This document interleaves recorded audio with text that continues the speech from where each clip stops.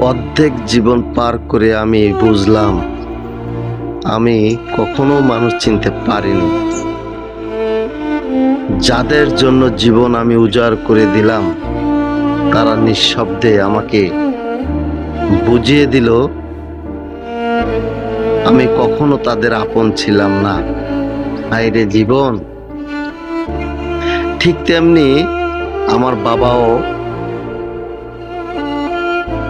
তার ভাই, বোন, ভাতিজাদের জন্য জীবনটা তিলে তিলে শেষ করে দিছে। সেও একদিন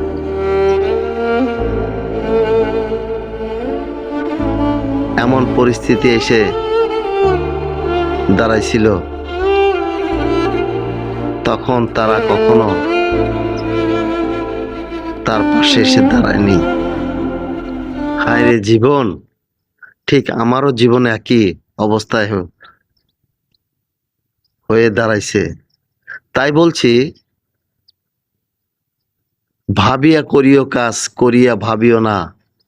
আমাদের মতো কেউ যেন এরকম পরিস্থিতি না হয়। ভিডিওটি ভালো লাগলে বেশি বেশি শেয়ার করে দিবেন এবং মানুষকে দেখার সুযোগ করে দিবেন। আসসালামু আলাইকুম।